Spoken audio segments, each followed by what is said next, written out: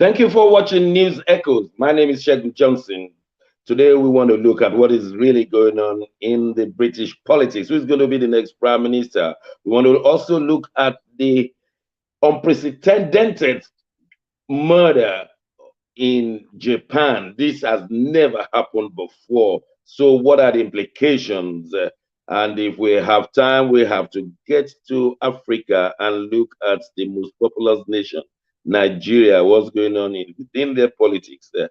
I'm so glad you're watching. And in the studio, we have a full house today, all the way from Russia. We have Dr. Godwin Abbey. Dr. Abbey, you're welcome to the program.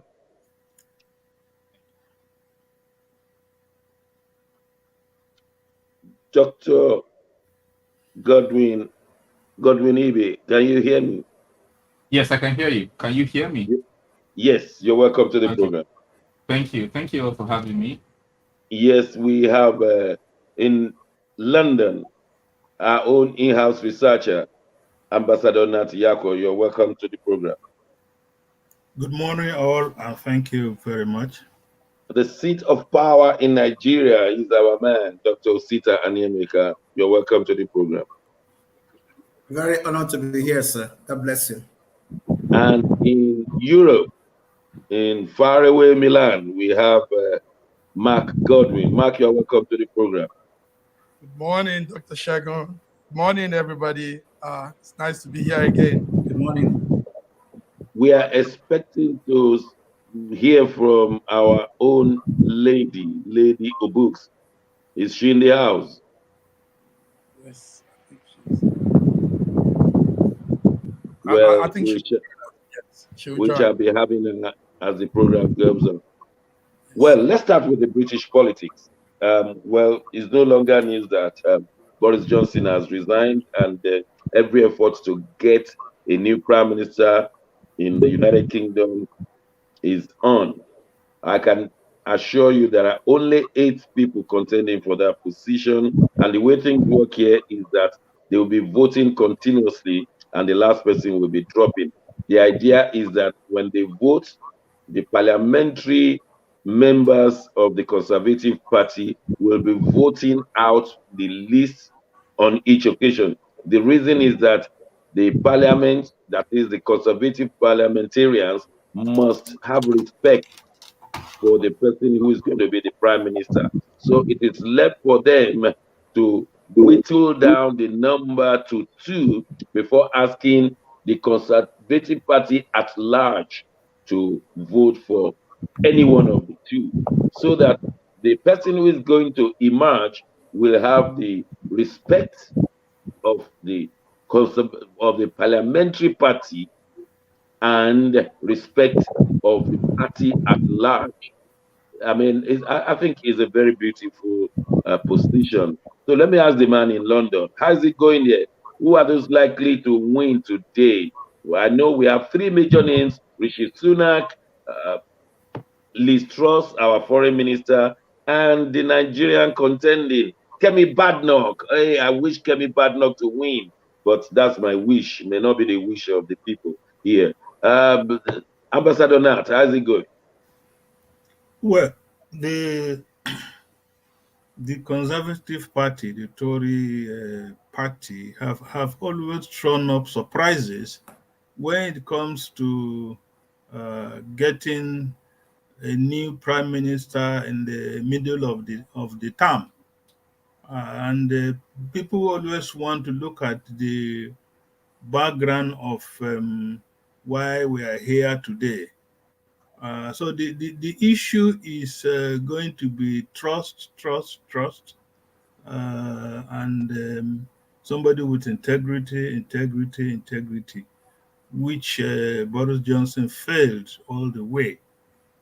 But the other crisis we're already having is there's been some what we call dirty politics, starting already. People calling each other names and all whatnot. And Boris Johnson also is making sure that Sunak doesn't go too far. He wants to pay back Sunak betraying him. That is his words. Well, let me just interject quickly. For those who Yeah. do not know, Rishi Sunak was the Chancellor of the Exchequer in charge of our finance. He was the one determining tax or no tax, and is the next in rank to the Prime Minister in our politics here. However, Rishi Sunak resigned, and that's also led to a tsunami of resignation. Now, Sunak wants to be the Prime Minister. But Sunak himself, he had a kind of blemish. He had a green card. His wife was not paying tax. You think all of those will still count against him as well, Ambassador? Well, if they want to get at him, there are easily those points that will be used against him, and that even before Johnson, Boris Johnson threw in the towel, Sunak had already to set up his campaign Structure. campaign system. He was already campaigning. So that is where the challenge really is going to be. And I see some other card that's going to be played, but quietly behind the scene. There's going to be where do you come from? What's your background? Where are you coming from? That card may eventually be played. Racism, in fact, racism is going to come in. But Sadiq Khan became the mayor of London, even though we know his father came from Pakistan. You think that will still affect him? Well, again, it was a problem within the Conservative Party. Zacchaeus, an MP, who was a front runner, they just Mm. they just put him aside and did what they wanted to do. Okay. The proprietor of Diplomacy University in Abuja, Dr. Anyemeka, how do you copy our politics in Britain so far? Thank you, Dr. Johnson. My thing is that there is no assurances anymore. I mean, when Boris Johnson came, he was a young, well, not young in age, but he was a good face for politics in the UK. He actually won in 2019 December, if you remember, with a landslide. And then while he's there, his tenure became fragile, and we started asking questions here. How can such a brilliant entry, turn into stuff like this? And he became increasingly stubborn about what could happen and survive all the confidence votings. But now, you guys are looking for a new prime minister, and there are so many contenders, and then there's so much bad blood. Everybody is criticizing the UK now for throwing mudslings. But I also think that if care is not taken, what happened with Boris Johnson might happen again. Somebody might just come up there with brilliant performance, and then still nosedive into what we have been discussing in the last couple of months. So yes, we are watching. We don't have much input. Just that our Yoruba Lagos girl, is one of them. And like you said, you wish, I wish, my children are wishing, my students are wishing. But the truth is, let the better candidate win in a country that is contesting. Thank you very much. Well, Kemi Badenoch, I was about to ask you a question on that. Is the Nigerian government any form of showing any form of support? No, not publicly. What we do, like we do in Nigeria now, everybody's talking about our own election, and the social media is discussing the extras. So yes, we're talking about Kemi. We are actually praying for her, like you said, it's a wish. She's Lagosian, and she's our sister. So we are praying, that it comes to play. And remember, the people in power, even though they mouth it openly, doesn't really concern them. The man who is leading is taciturn about things like this. So some people will be praying that Kemi Badenoch becomes the next prime minister so that they can have visa and come to England, innit? Our daughter is now. Yeah, that's what they think, but that's not what it should be. Yes. Oh, let me welcome heartily our lady in the house, Diva Obuks. Diva Obuks, you are welcome to the program. Finally, we get you again. Welcome. I'm sure you will catch up with what we are saying in a second. In fact, you've been listening to it. Yes. Dr. Ibe, now the Russian ambassador, very, very unprecedented, said that Boris Johnson was rewarded for supporting Zelensky. That's why he was removed. So how is Russia reacting to all of the issues going on in England?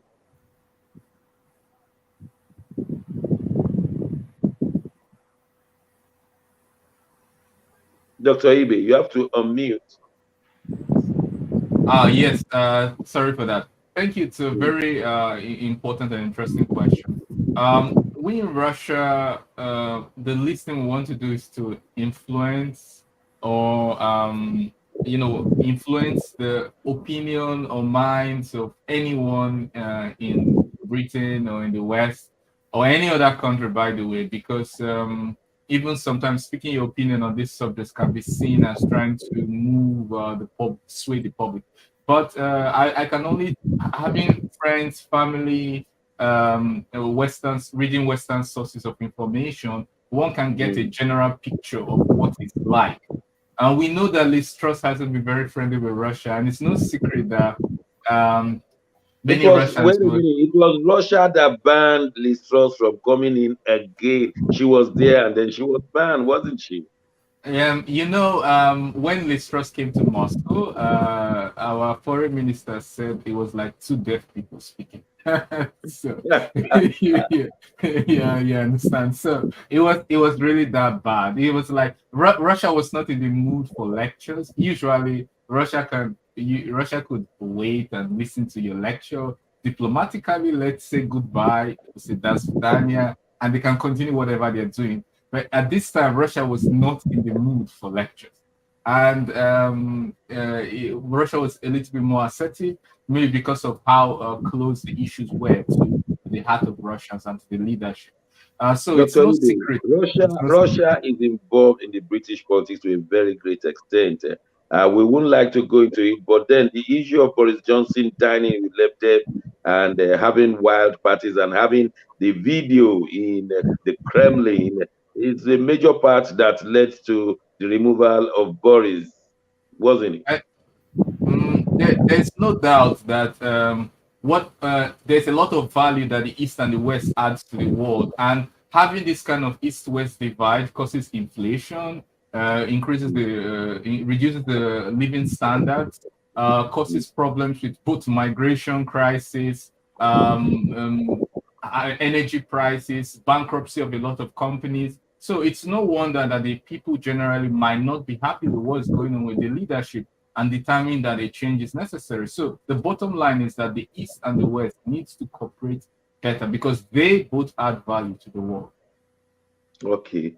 Thank you very much. Mark, before I come to you, I want to ask Diva Obuks, how will you find a lady from Nigeria becoming the British Prime Minister? That's a major issue here for Nigerians. Nigerians in England, they are rooting for Kemi Badenoch. And I happen to know Kemi Badenoch's father, Dr. Adegoke, very intelligent man, brilliant young man. He's going to be with the Lord, but his daughter is about to be the next British Prime Minister, if they will.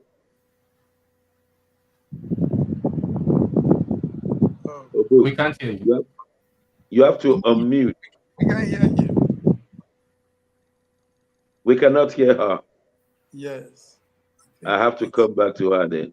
Maybe your audio device. Check your audio device. The input device for audio. Hear me now? Okay, yes. Yeah, we can hear you. We can hear you now. Good. I'm having a little bit of network challenge today. I don't know why, but I hope you can hear me now. Yes, Yes. we can. Okay, good. Okay, so I said it would definitely change the narrative of world politics if she does become the Prime Minister of Britain. The minute I heard that, I was really, really excited and happy about it. As I'm sure you all know, I would be. Women in politics today is the talk around the world. So it would be a thing of joy, and it would tell a very, very beautiful story about how women can, get to positions of power, and certainly in Britain, which is considered to be basically a white nation, and we have a Nigerian girl there. Well, what can I say? It will be too nice, and you, perhaps you maybe Nigeria will learn a lesson from that.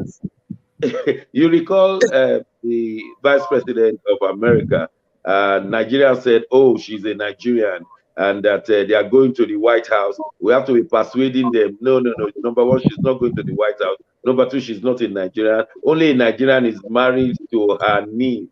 So don't start jumping into. You think if Kemi Badenoch, now Nigerians are saying that they are going to number 10 Downing. Some of them are packing their load already. Say they are going to number 10. Our daughter is coming. Including me, I've already packed my bag. Everybody is ready to go to number 10 or even number 11 or number 12 Downing. They say they don't mind number 12 to eat, Downing. and we'll be going to eat the ewedu soup and the. Yeah, I'm I'm telling there. you, you recall that when Harry was to marry Meghan Markle, people have been suggesting that, oh, their son is going to bear Olusegun or is going to bear Ogechukwu. They started giving all sorts of names. Now, in Milan, Mark, we are changing our prime minister. How you Italians looking at it, and how the French and Germans receiving it? Yes, the Western Europe are receiving it with somehow Boris Johnson had created some good relationship with the Western European politicians, the prime ministers, and some of the politicians here, because one thing he did, like we all say, even though the English people are not looking to that now, is this: he's stepping up to help the Ukrainians, and because that was a goal for the Western Europe too. Take note that Italy placed a lot of sanction on Russian goods, Russian products, Russian things, and so they needed somebody that could pair into that plan they had, and Boris was doing that very well. So, but it's sad to see. We know maybe this is it for him. You can't eat your cake and have it, like they say. He has and done. that is the exact thing they say against him here. They say Boris Johnson from primary school has been wanting to eat his cake and have it, and he's been having it until now. That is not going well now. The world has come to a stage where leaders really need to show those dynamism in them. You can't just, people have become too aware, too conscious. Everybody now understands what it takes to lead. Everybody wants to be led well. So you can't just, gone are the days when you now come and maneuver people, sly your way through, talk your way through. Nobody wants that again. We want to see real exemplary leaders in the world, mostly in Nigeria too. Thank you very much. We just have to fly straight to Japan, and I know that Ambassador Nat will be attending something in Japan very soon. So, Ambassador Nat, the former prime minister, while campaigning, was shot dead. Something never seen, never heard in Japan. Japan was the most secured nation until last week, and they were not ready for it at all. And this man said he was killing a man for not agreeing with his former policies. What lesson should we learn from the killing of Shenzo Abe? Well, our heartfelt condolences goes to Japan as a country and Shinzo Abe as the former prime minister. Japan has been known since the end of the Second World War, especially since the Nagasaki and Hiroshima bomb that was thrown on them and that still has an impact on them today. Japan has done her best to be at peace with each other. I think at one time they didn't have an army. There was no standing army, and they were not aligned to anybody. So for this to happen in Japan, uh, shooting your former prime minister from the back 2 times, it reminds me of Isaac Rabin in Israel. An Israeli killed him because of this issue of land for peace, and that was that. So it's very tragic. It will take the nation years to recover, if at all they will recover, because it is Oh, a 360 degrees turn from non-violence to violence, and everybody now will soon be carrying arms, which yeah, is not unfortunately, in the yeah, which is loving not going to Japan. be in the not going to be in the interest of Japan. And then world other countries and world leaders will now be conscious of their personal security. But again, sometimes the security is turned upside down when you least expected it. So once again, our condolences to the people and the government of Japan. Thank you, Ambassador. May his soul rest in peace. Amen. Dr. Ibe, is how did Russia receive this news? I just remember from what Ambassador Nat said, Benazir Bhutto too was taken from England only to be shot at campaign. So how did Russia see this one? Oh, Russia was pissed off. Let me put it this way. Russia slammed it as monstrous, barbaric assassination of ex-Japan Prime Minister Abe. And this is because he was mostly seen as someone who's really diplomatic, who peace loving, seeking to improve relationship between different countries, including Russia. And everyone understands what national interests are. Like balancing up with the interests of your neighbors and your trading partners to have that peace that fosters bilateral relationship is something he had, and which many leaders are lacking. So for Putin to come out on Telegram, his office, I mean, to slam it as monstrous barbaric. Let me read exactly what he said. The hand of a Okay. criminal cut short the life of an outstanding statesman who headed the Japanese government for a long time and did a lot to develop good neighborly relations between our countries. We maintained regular contact with Shinzo, in which his excellent personal and professional qualities were fully demonstrated. The bright memory of this wonderful man will forever remain in the hearts of all who knew him. I wish you and your family strength and courage in the face of this heavy, irreparable loss. So he was very, despite the fact, a little bit of conflicts in terms of national interest where they differ, but was generally seen as professional.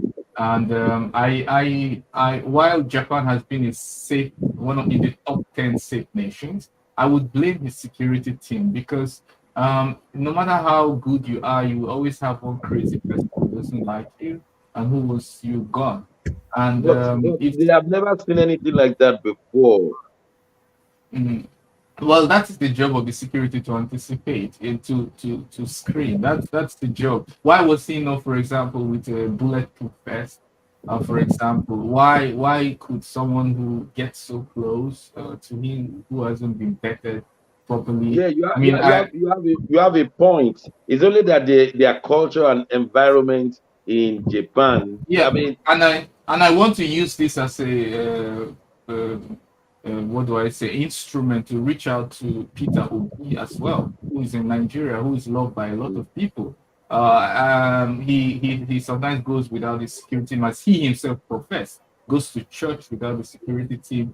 I would now that he's being loved by a lot of people, I also believe that he has to also think more about his security because no matter how much he's loved, we have to learn the lessons from it and apply to him and know that, well, he needs to be protected.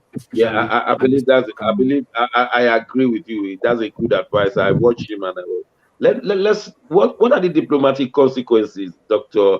Anyemeka? What are the diplomatic consequences of this thing that happened in Japan? I mean, you are better placed to tell us. Security is part of diplomacy. Okay. Security is the third that you touch when you're dealing with diplomacy, because diplomacy can also be injurious. When people don't like what you say, when people don't like what you do, they could go all the way to make it happen in ways that that people will talk. This young man, Yamagami was, he has an angst about something. And then Abe was doing a street speech. You know what street speech is? It's a free-for-all speech. Anybody comes around. And the gunman was carrying an extraordinarily large gun standing behind him. That was an aberration. I mean, that was ridiculous. Because the photos that came after matter of the shooting showed him behind the ex-prime minister. I mean, what else do you expect? It was not a sniper shot. Carrying gun. Continue. I mean, it's not a sniper. It wasn't a sniper. Go on. Yeah. No, it was not. It was. No, in fact, the gun was homemade. It was an assassination. He went to. He stood behind him because, like Dr. Johnson said, it's a culture of peace and quiet in Japan. But that does not mean that we should not talk about security, because once you become a world leader, once you become a local leader, something could always happen to you. Somebody will be thinking about you differently that you don't know. Simple diplomacy now dictates that you need to be able to find a way to help yourself and to help others. And Dr. Ibe just said it. It worries us here about P2B. But the joy we have too is that Nigerians have also taken to their reins to protect him. There are ex-military men from outside the Southeast who have come together, traveling with him without him knowing, and trying to do what they're supposed to do if they were hired. Maybe they're looking for a job, yes, but the truth is that they are doing it now.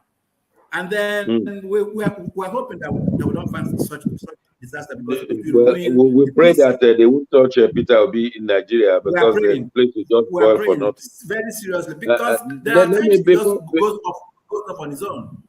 Before we go on break, let me see how Europe has been coping with the murder, or shall I say assassination, of Shinzo Abe. How did you copy from Europe, Mark? Yes, sir. The European Union as a body gave a condolence message, and everybody's heartbroken. And also, like you've all said, the way it was done, the whole thing looked so simple. I mean, how could he open up that simple to be killed? So, but you see, most of these leaders want to show that they are street credible, that they have the love of the people, and everybody likes their Zoom, everybody likes them. But that's not the case most times. So Europeans are all sent their messages from France, Germany, Greece, Malta, Portugal, France. All corners of Europe have been sending messages, because each one of the countries, each one of the prime ministers also had occasions, moments, meetings, and different engagement with the late Shinzo Abe of Japan. Thank you. Okay. Diva Books, hold on, be prepared to tell us the issue of APC Muslim ticket when we return from this break. Is your call? We'll be asking us to tell us more. APC Muslim ticket. Don't go away. We'll be right back.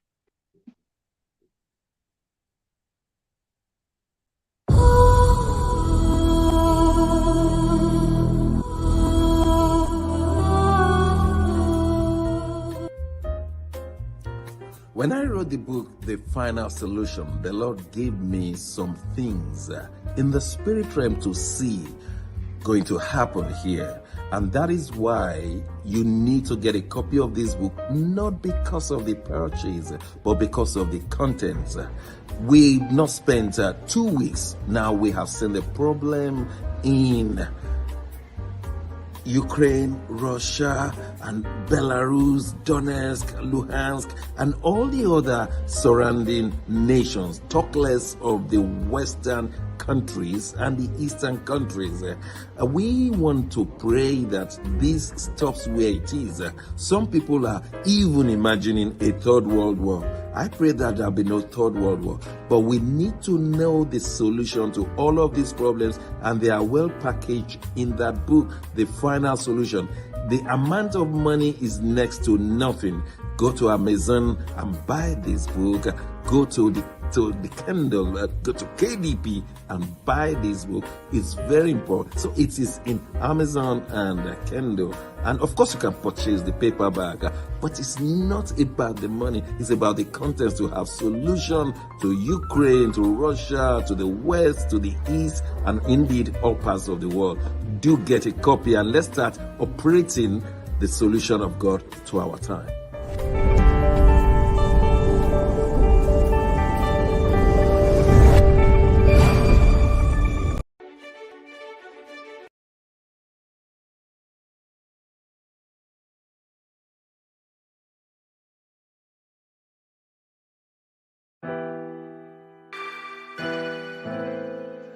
Schengen Story magazine is an African international bi-monthly magazine based in Milan, Italy, and founded in 2016. The publication focuses on personalities, fashion, style, entrepreneurship, and culture for Africans.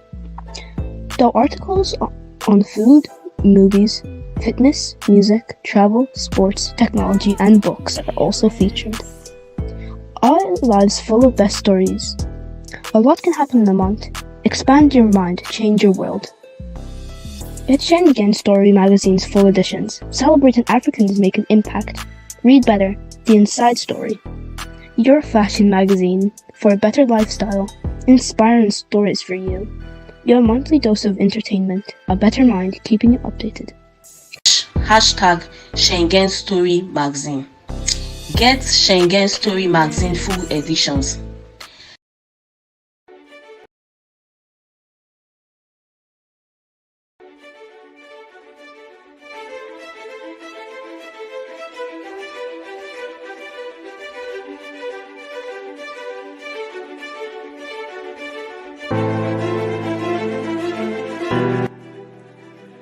Hi there, I'm Mary Keurig, and I am a businesswoman in the United States, but I'm also the Global Content Vice President for the Sub-Saharan Open University in Nigeria. I could not be prouder to work with Dr. Osita Anamika and his team on helping to create not just entrepreneurs and skill-based talent that will get out into the workforce and make a living for themselves, but also young leaders. And to that end, with this integrity-rich university environment that's accredited now, and it's just an amazing opportunity for anyone there of any age to jump on board and learn, we want to let you know about a new offering that we have. We have a global governance and diplomacy course now provided by a whole team of people that crosses several countries to put together these resources and lots of great information for those of you who might be on the path toward public service and diplomatic service, NGO leadership, that sort of thing. We hope that you will walk through this open door and enjoy.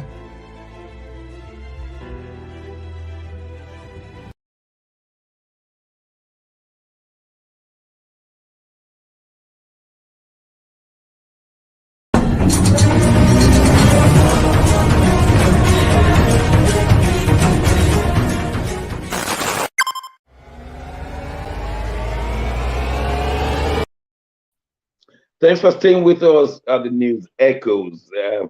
We want to look at the rationality of the APC ruling party in Nigeria for nominating a Muslim ticket. Just in case you are not a Nigerian, there's going to be election next year, and the ruling party APC, they have decided to give Bola Ahmed Asiwaju the flag bearer position is going to be their presidential candidate. He is the presidential candidate, and he has finally chosen Shettima, former governor of Borno State, to be his running mate, meaning Muslim ticket, and he has been justifying it. But let us give it to our own Lady Obut, who is a member of that party, actually. Madam, why do you think Nigerians will want to vote for Muslim ticket, or what is the rationale behind it? Hello, everybody again. I like the way you said the APC gave it to him. We didn't give it to him; he won it. Oh, okay. Okay. Okay, so I just noted that. But let's talk about the Muslim tickets. It's raised a lot of dust in Nigeria, and indeed even in the diaspora, because the Christians are saying, "Are you trying to say that there's no Northern Christian that is capable of being the running mate?" A lot of statistics have come up from everywhere about Christian tickets in the past, Muslim tickets in the past, and it's all worked out, for those candidates that had won on those kind of duos before. However, the controversy is huge. One school of thought says the Christians are going to be, feeling left out. The other school of thought says it's not about the religion, it's about who is the best man for the job. I really don't know what the rationale behind that decision was, but I think the party is trying to be sure that they would actually get the northern votes, on the side of the party at the elections, because they feel that the numbers, based on the numbers, it's all about the numbers. Based on the numbers that they're looking at, the majority of the North are Muslims. There might not be a tendency for the Northern Muslims to want to key into a Christian Northerner. However, we do have a large percentage of Northerners that, well, not a large percentage, but reasonable amount of Northerners that are Christians, who they just might lose their votes because of of this decision. We're talking about a 20 to 30%, Christian population or Northern population that are Christians, and it's just not going down well with some people, with a lot of people. Okay. And, one question. Some people are a lot of people are even resigning, leaving the That's party. the point. That's the point I was going to. Yeah. Why are APC members resigning? Well, I would say it all boils down to the same thing. Are there no Christians that are capable of being, vice president of Nigeria? Some people from the north and some people from the south have left because they don't understand the rationale of having a Muslim ticket. In terms of in terms of what the law says, there actually is no law that says it cannot be a Muslim ticket. But when we're talking about inclusiveness, everybody being included in decision making and trying to carry the whole of Nigeria along, and we have a nation that is split, it would be logical if we had one Muslim and one Christian. From the first time, from the beginning, when Ashwaju got the ticket, it was my question as well. That was the first question that came to my mind. Who is going to be the running mate? Because we have a Southern Muslim now. So are we going to get a Northern Christian? That was the first question I asked, actually. And then the issue of Our Lady came up, Binta, and there was hope rising that it might just be her, but that didn't fly. And Dogara, people have been mentioning Dogara. Yeah. So I don't know. This election is going to be a tough battle because we have two very good candidates for Labour Party, Peter Obi and his vice president. They are very, very popular, very, very popular. And this Shetima choice is just not sitting well with a lot of people. Okay, let's ask from a fellow Nigerian in Abuja, Dr. Sita. What's the mood for those of you who are not in APC? What was that a Yes. good music to your ears? I know Dr. Sita will be very happy about this. was that a three-course meal for you, Sita? Let me tell you why I am happy. The man's speech started with "in the spirit of 1993." Come on, he said it, and I laugh because the principles of success says that success should be all the way. 1993 happened. The man chose King Ibe and died and didn't become president. So why are you citing that? Why would that be an example? No, why would 1993 be an example that MKO chose King Ibe? They are both Muslims. He died, King Ibe didn't die. No, I mean, so when you are giving example, please take us to where we'll find laughter and joy. He has said to APC, you are not getting the ticket.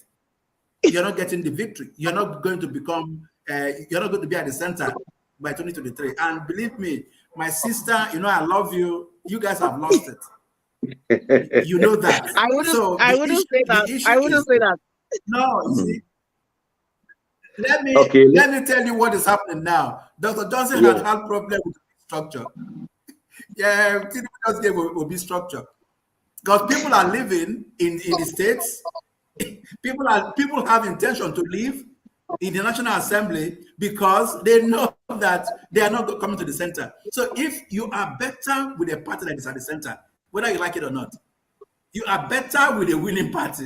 So Nigerians are very smart people. Our politicians don't have ideology. So this is winning. That is where we'll go. Thank you. Yes, well, my fear for Peter Obi is, yes, he's very popular, but still, do we have the numbers that he needs at the polls?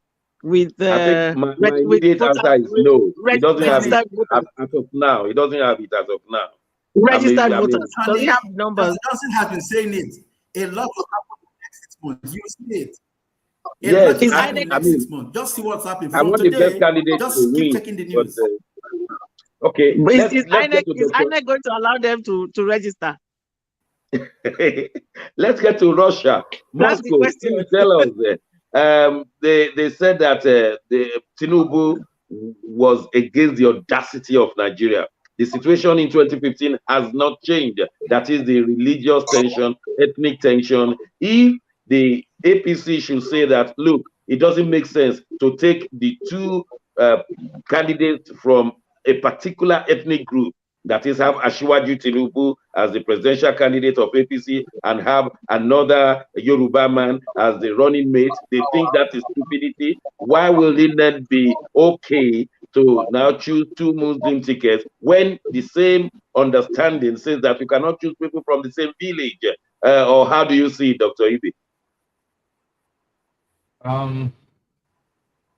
I think it's we can say, we've seen this in many elections, not just Nigeria, even if we go all the way to US. We see situations where the process of voting itself may disenfranchise many Nigerians, either due to commission or omission. But having, like, we all know here, we all have admitted, Peter Obi and his vice are very popular.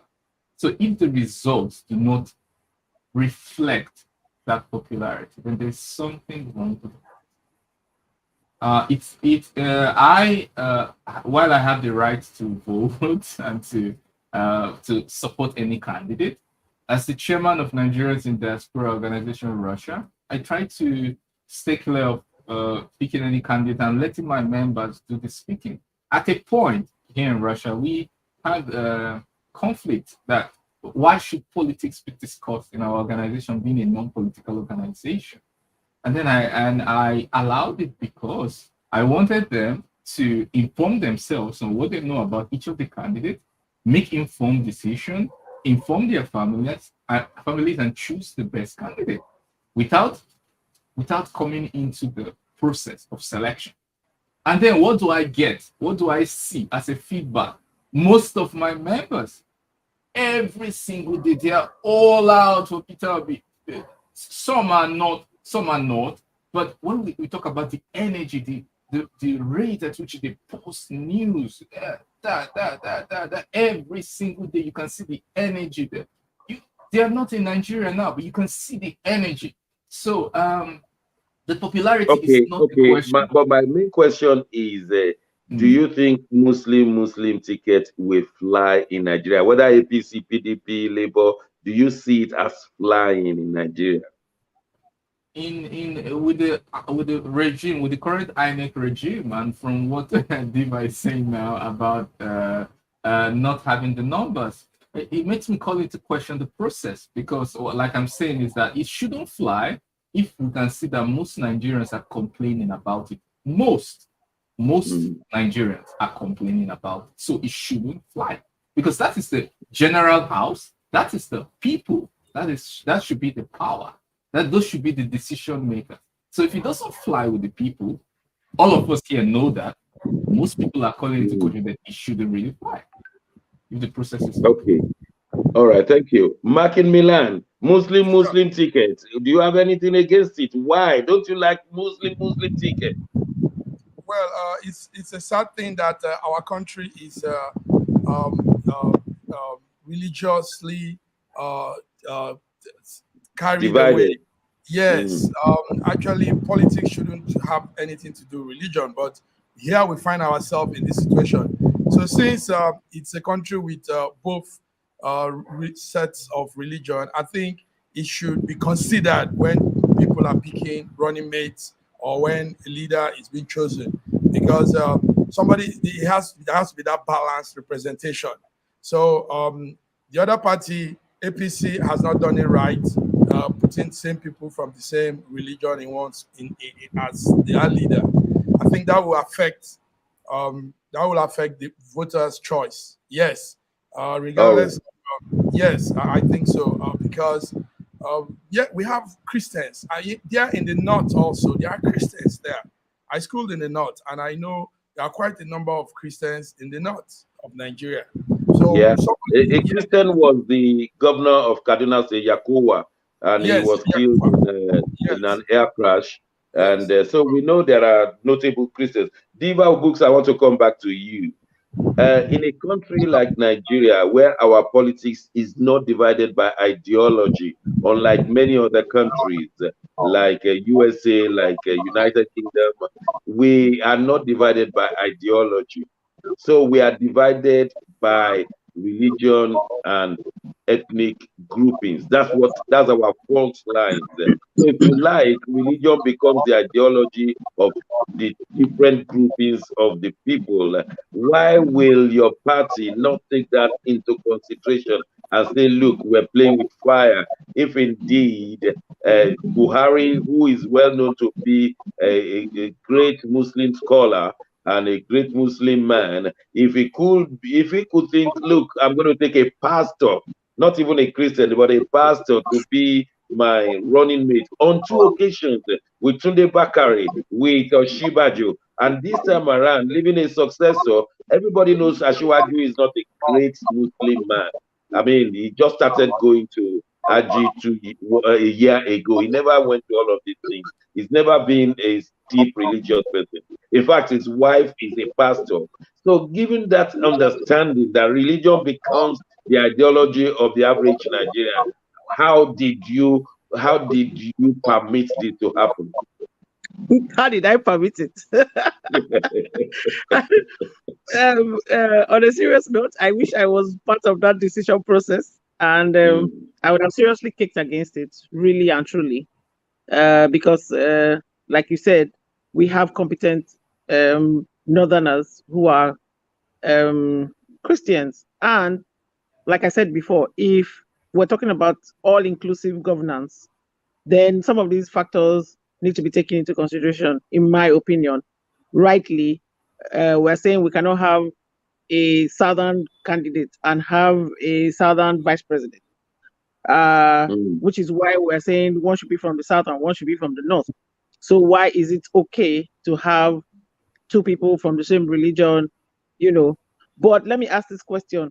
Would it have been okay if the vice president was Ogboni or an idol worshiper or he worships Shango or, you know, whatever?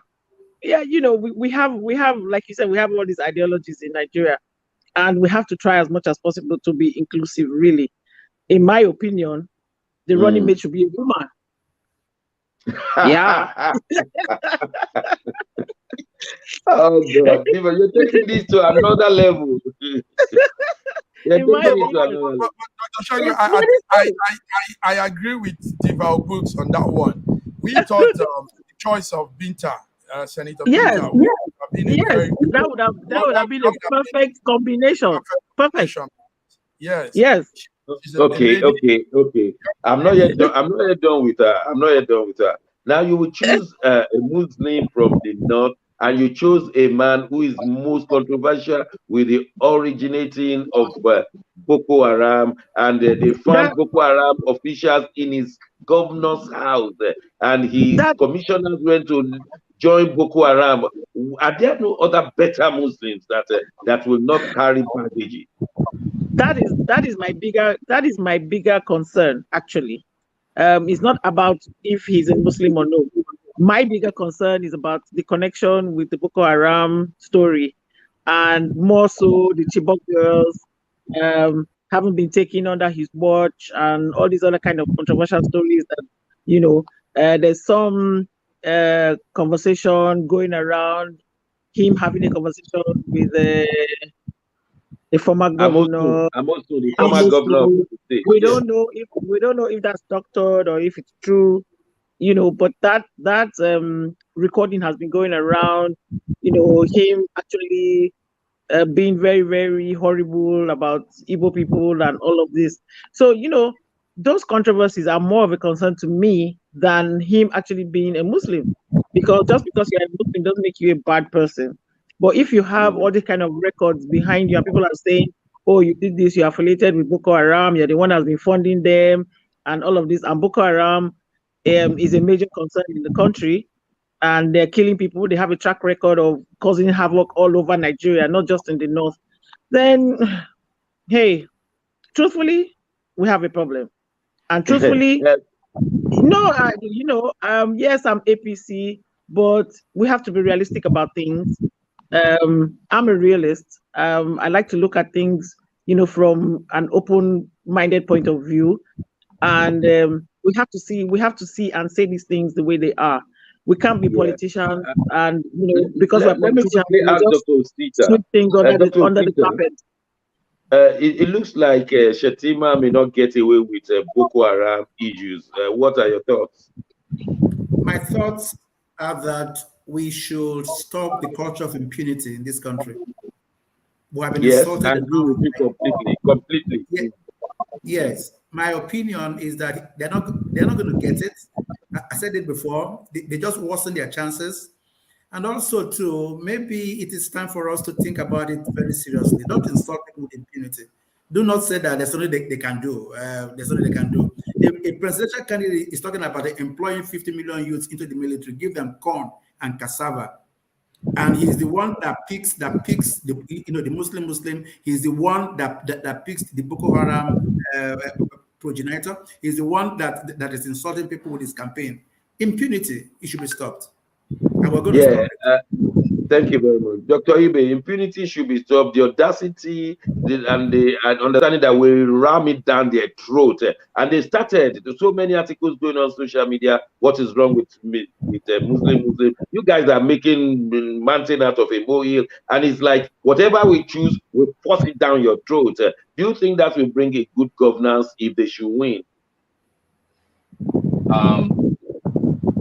You know, I agree with Dr. Osita, impunity should stop. But it's a little bit of an irony. How do you say impunity should stop, but at the same time you say they will not win? If there's impunity, then they most likely will win, even if it's against the interest of the majority people. Now let's put party politics aside. Let's ask ourselves the real question. You are all, we are all here, intelligent people. We have access to information. What do Nigerians want? Let's talk about the process.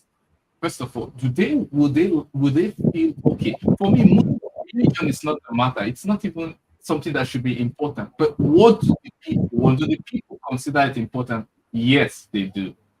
Do the people want a change in their life? And do they believe that in a fresh hand should be brought in to change their situation? Yes, they do. I have data locally. I have data from the news. I care about the process. I don't care about who wins. With impunity, the wrong people will win. But we are trying to be positive, stay positive, give hope, and to say that impunity should stop. Let's ask ourselves, what do the people want? What is better for the people? And if we have that kind of mentality, put politics aside, we'll be able to question things that should be questioned and try to find a solution, work together to find a common solution. Yeah, thank you. Mark, you've had Dr. Osita, you have asked Dr. Ebe, you listen to Diva Books. What's your take? Is it impunity and nobody, and it's like we will ram it down your throat? But more importantly, Mark, if you can quickly touch on it, nobody's talking about their policies. We're just talking about their ambitions. Nobody's talking about manifesto. Yes, and you know, we've always buttressed on that on this platform. Why Nigerian politicians and Nigerian political parties should begin to emphasize on ideology. What are the aims? What are their objectives? What, you know, the Nigerian politics is still a comedy, to be honest. We've taken to democracy as a form of governance, but we are playing the script the reverse. And if the white people look at what we're doing, it's a mockery of what they call democracy. Because except that they don't have anything to show as an example. If you remember January 6th in the United States. except if you remember last week, the drama party. So they have nothing to show. But then that's how far we will go today. I want to give you 10 seconds each from Diva Books. Advice to Nigerian electorate. 10 seconds. Well, my advice is that they should open up the registration process for people to actually register and be able to vote. That's the only way we will get the true. Dr. Osita, 10 seconds advice to your fellow countrymen. We can't hear you. Hello? Yes, now we can hear you. Quickly. 10 seconds. Go on. Vote wisely. Vote wisely. Dr. Ibe, what's your 10 seconds? Listen to the people, for political leaders, for citizens all out there. Get your PVC. Get your PVC. And Mark in Milan, your 10 seconds. Yes, it is not about vote.